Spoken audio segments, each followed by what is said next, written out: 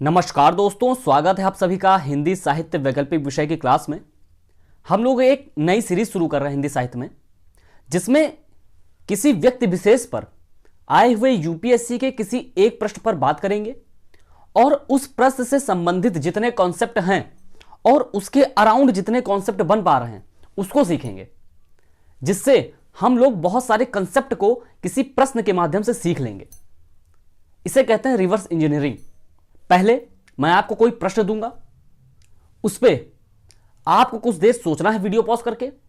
उसके बाद आप अपने मतों को मेरे मतों से मिलाएंगे और कमेंट बॉक्स में आप अपने मत की अभिव्यक्ति करना ना भूलें। जिसके मत सबसे शानदार होंगे उसका नाम मैं अगले व्याख्यान में जरूर से जरूर लूंगा और उसके मत को भी आपको दिखाऊंगा। एक बात मैं और बता दूं आपको कि इस श्रृंखला में मैं पूरी कोशिश करूंगा कि आपको कोई पूर्व ज्ञान की आवश्यकता ना पड़े। तो चलिए ज्यादा बातें ना करते हुए शुरू करते हैं।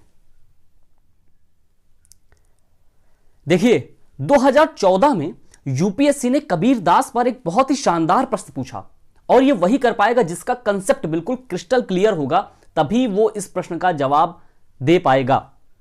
देखिए क्या प्रश्न पूछा है और हम लोग बिल्कुल प्रश्न के पोस्टमार्टम करेंगे, एक एक कीवर्ड को उठाएंगे, समझेंगे, तब जाके हम किसी प्रश्न के जवाब पर पहुंचेंगे। प्रश्न सुनिए, क्या कबीर ने अनीश्वरत्व के निकट पहुंच चुके भारतीय जनमानस को निर्गुण ब्रह्म की भक्ति की ओर प्रवृत्त होने की उत्तेजना प्रदान की? तर्कसम्मत उत्तर दीजिए। अब देखिए क्या क्या कीवर्ड्स निकल के आ रहे हैं। ठीक है, पहले आप वीडियो को पॉज करेंगे, थोड़ा देर विचार करेंगे, उसके बाद वीडियो फिर से प्ले करेंगे। तो चलिए अब हम लोग प्रश्न का पोस्टमार्टम करते हैं। देखिए आपके पास क्या क्या कीवर्ड है।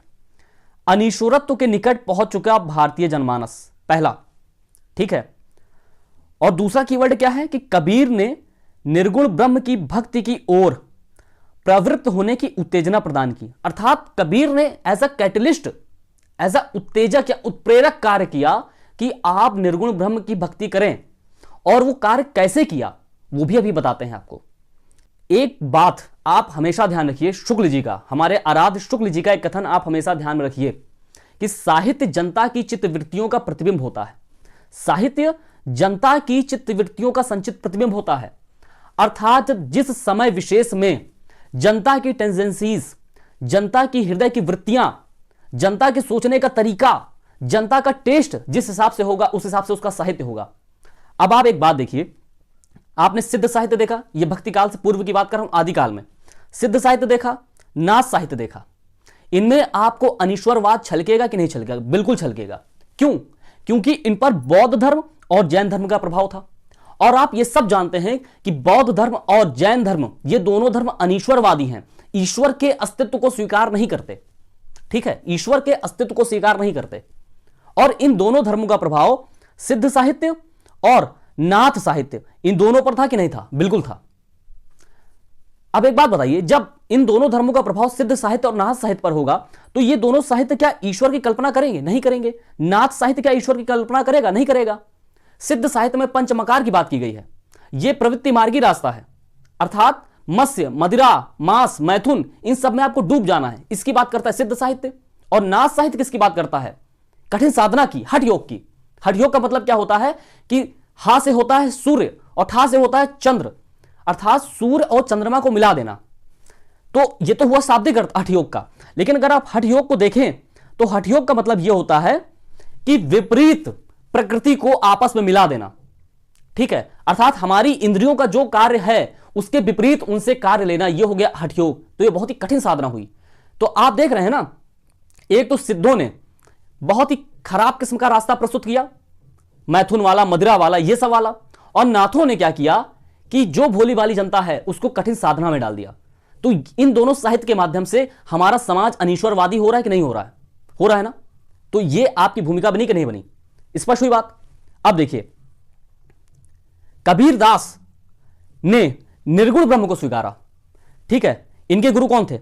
रामानंद जी। इनके गुरु कौन थे? रामानंद जी। और रामानंद सगुण राम के उपासक थे, सगुण राम की पूजा करते थे। तो राम का नाम तो रामानंद से लिया, राम का नाम, कबीर ने राम का नाम तो रामानंद से लिया, लेकिन उन्होंने किस राम की उपासना की? निर्गुण राम की उपासना की, निर्गुण राम की उपासना की। और ये निर्गुण राम कहां से लिया? शंकर के अद्वैतवाद से। शंकर के अद्वैतवाद का सिद्धांत क्या कहता है? कि निर्गुण ब्रह्म की बात करता है वो, कि ये जो ब्रह्म है ये निर्गुण है, इसके गुणों का व्याख्यान नहीं किया जा सकता, इसके गुणों का बखान नहीं किया जा सकता। निर्गुण ब्रह्म की बात करता है शंकर का अद्वैतवाद, और उसी अद्वैतवाद का प्रभाव कबीर पर भी दिखता है। स्पष्ट हो रही बात? और एक बार मैंने आपको सगुण वर्सेस निर्गुण की डिबेट में यह भी बताया था कि निर्गुण ब्रह्म को मानने पर कौन कौन सी तर्कों के जवाब से आप बच जाते हैं। यह आपको बताया था, डिबेट जाके देख लीजिएगा, ठीक है। एक और बात, फायदा क्या हुआ निर्गुण ब्रह्म को मानने से, कि हिंदू और मुसलमान समाज ये दोनों साथ आ गए। नहीं तो अगर सगुण ईश्वर को कबीर उपासना करते तो सिर्फ हिंदू समाज साथ आ पाता। इस्लाम में मूर्ति पूजा नहीं मानी जाती है, तो कबीर दास ने भी अपने साहित्य के माध्यम से मूर्ति पूजा और आडंबरों का विरोध किया है। पाहन पूजा हरि मिले तो मैं पूजू पहाड़।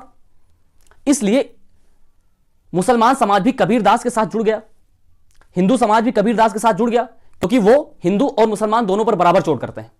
काकर पाथर जोरी के मस्जिद लई बनाए, ताचड़ मुल्ला बांग दे, क्या बहरा हुआ खुदा है? क्या तुम्हारा खुदा बहरा हो गया है? कबीर दास इस आडंबर का भी विरोध करते हैं। तो आप देख रहे हैं ना, निर्गुण ब्रह्म को मानने से कबीर दास को कितनी सहजता हो गई। दूसरी बात, उनके साथ हिंदू समाज मुसलमान समाज दोनों चला। और अब हम आते हैं अपने मूल प्रश्न पर, कि जो हमारा समाज सिद्ध साहित्य नाथ साहित्य के द्वारा अनीश्वरवादी हो चुका था, कबीर दास ने उस समाज को निर्गुण ब्रह्म की उपासना करना सिखाया। और सिखाया तो कैसे? उत्प्रेरक का कार्य किया, उत्तेजना पैदा की। वो क्या कहते हैं अपनी कविताओं के माध्यम से? कि निर्गुण राम जपू रे भाई, मैं निर्गुण राम की पूजा करता हूं, ठीक है। दशरथ सुत तिहु लोक बखाना, राम नाम का मरम नाना। जो समझते हैं कि राम दशरथ के पुत्र थे, उनको राम नाम का सही अर्थ नहीं मालूम है, अर्थात भगवान राम क्या थे उसका सही अर्थ लोगों को नहीं मालूम है। जो दशरथ सुत की बात करते हैं, अर्थात जो भगवान राम को दशरथ का पुत्र समझते हैं, अर्थात वो कहीं ना कहीं निर्गुण राम की उपासना कर रहे हैं ना। तो अपने साहित्य के माध्यम से वो निर्गुण राम की उपासना कर रहे हैं। और जो जनमानस, हिंदू समाज मुसलमान समाज जितने जनमानस उनके साथ जुड़ चुका है, अपने कविताओं के माध्यम से वो उत्तेजना पैदा कर रहे हैं। और जितने एग्जाम्पल्स आप निर्गुण राम या निर्गुण ब्रह्म की बात करते हैं, उतना इसमें ठूंस दीजिएगा अच्छे से। जैसे सात समंद की मसी करूं, लेखनी सब वनराई, और धरती सब कागज करूं, हरि गुण लिखा ना जाई। अब हरि गुण नहीं बताया जा सकता, ध्यान दीजिएगा, हरि गुण नहीं बताया जा सकता। और ऐसा कौन सा ईश्वर है जिसका गुण नहीं बताया जा सकता? जो गुणातीत है, जो गुणों से परे है, वो निर्गुण ब्रह्म है। तो इस पद के माध्यम से भी कबीरदास ने कहा कि सात समंद की मसी करूं, अगर मैं सातों समुद्र को स्याही बना लूं, और लेखनी सब वनराई, और सभी पेड़ों को काट कर मैं पेन बना लूं, लेखनी बना लूं, और धरती सब कागज करूं, और अगर इस समस्त धरती को मैं कागज बना दूं, तब भी हरि का गुण लिखा नहीं जा सकता। अर्थात जो मेरा ब्रह्म है वो गुणातीत है, वो गुणों से परे है।